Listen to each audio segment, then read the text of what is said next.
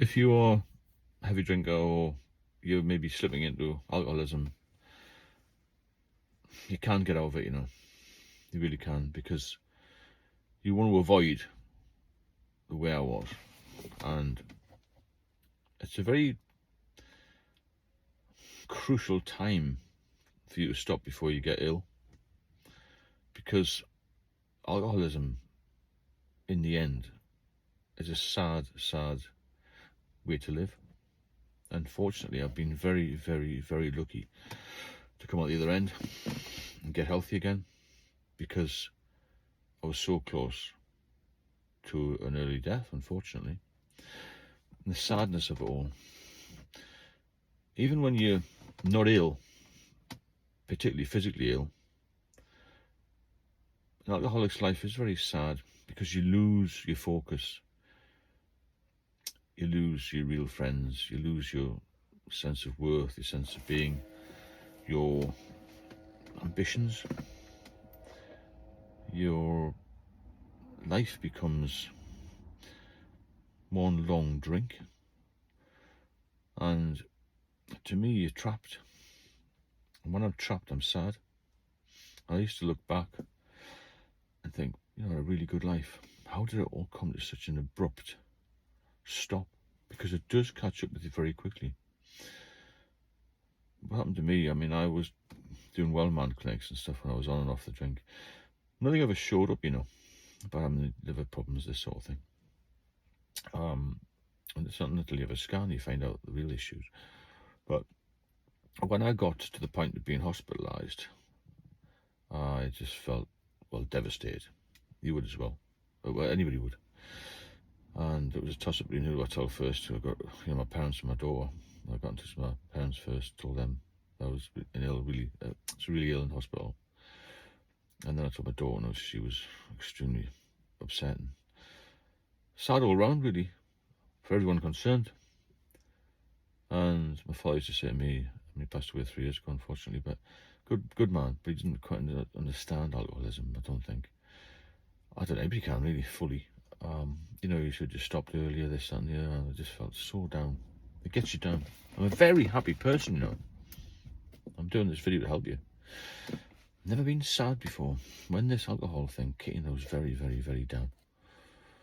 I thought I'm never going to get out of it. Even before I was ill, I was trapped in this cycle of trying to keep going, because I knew if I stopped, I'd have a seizure. I tried to get medication, as I mentioned before, couldn't get that.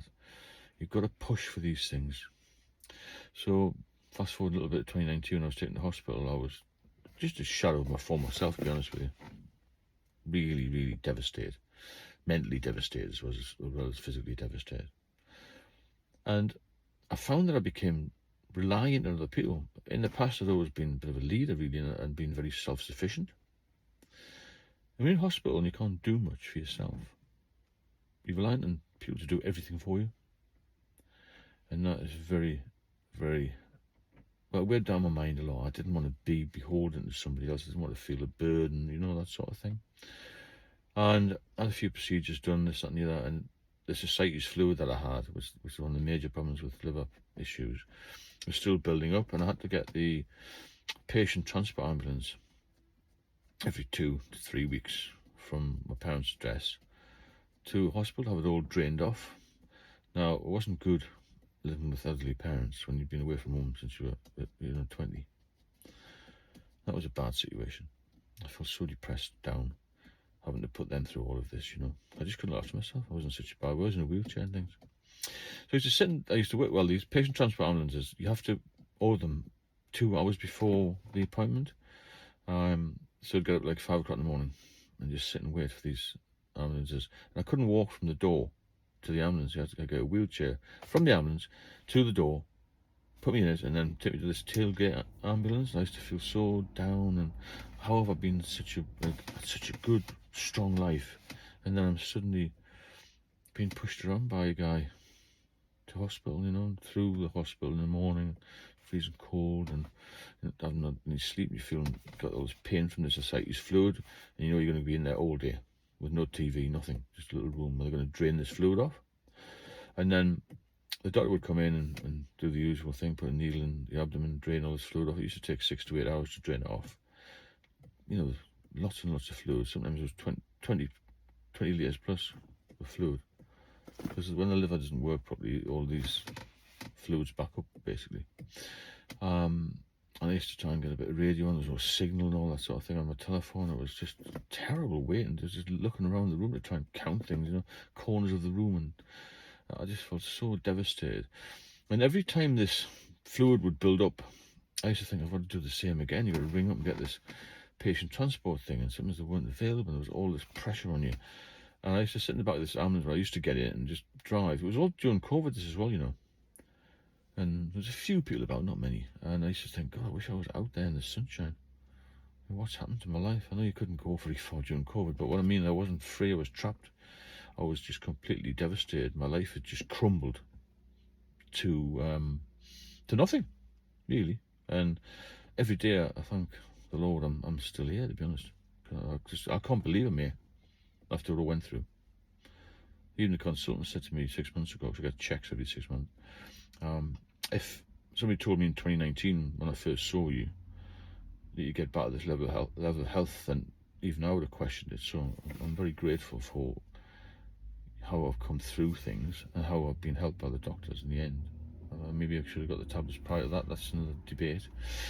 But if you are at the point where you're feeling ill with it, you're starting to get withdrawals, you've got issues, then please get some help, because you don't want to end up where I was. And I was really on the verge of having bad thoughts about life, and it wasn't good.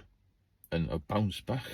It hasn't bounced back. I've taken a couple of years to get back, because between 2019 and 2021 I was in and out of hospital for about 2 years, on and off, But the thing that I keeps coming up in my head is that these patient transport ambulances just sitting in the back of an ambulance in a wheelchair, strapped down because obviously they can't move around in the ambulance, and getting to these hospitals every 2 weeks and thinking, God, I've got to go through the same thing, this draining of this fluid, and then they did an operation to try and reduce it, and it didn't work.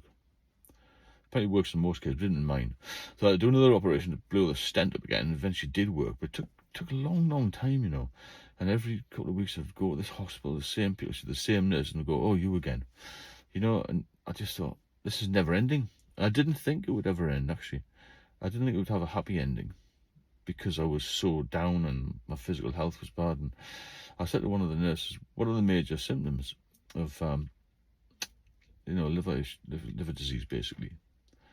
And she said, this is one of the major symptoms, this fluid. I thought, God, I used to get down. I used to try and cheer myself up and say to her, say to one of the nurses, is there anything positive about me at the moment? I said, well, you haven't got jaundice, which is positive.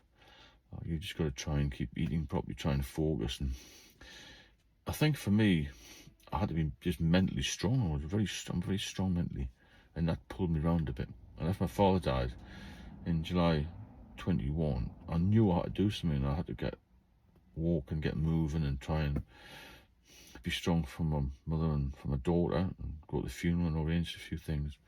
And after that I started to improve a little bit, but I was still going to the hospital every month for checkups.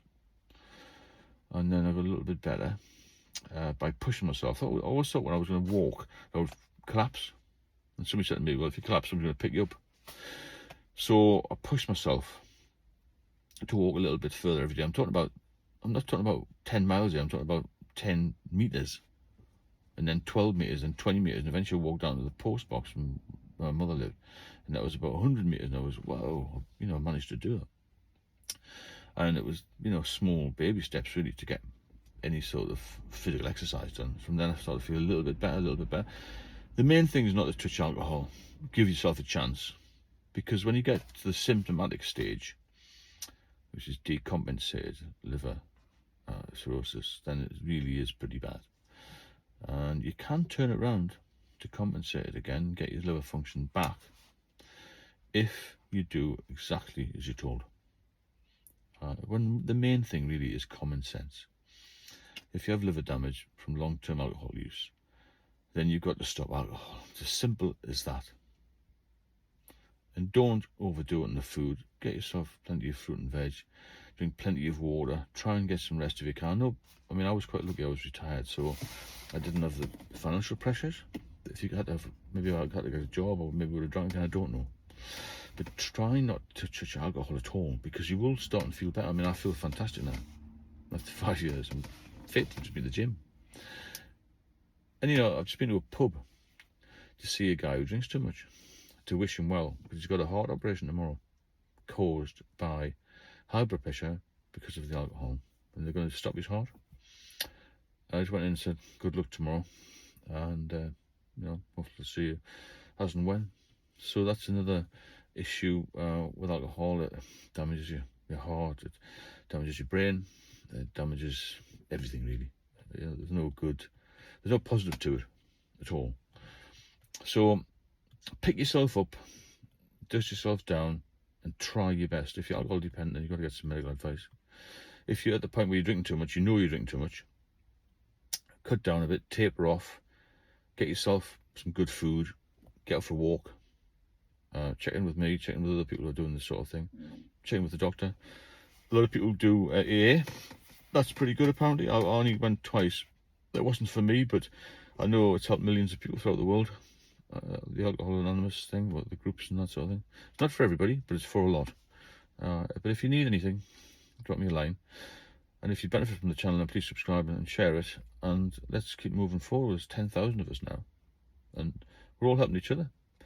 And it's a good team, this. Because I tried to do it in isolation. I didn't even think about Googling anything or going to YouTube or whatever. Having a look at that. It was something that just never crossed my mind. So, keep in touch. Keep fighting on and you'll be fine. Take it easy.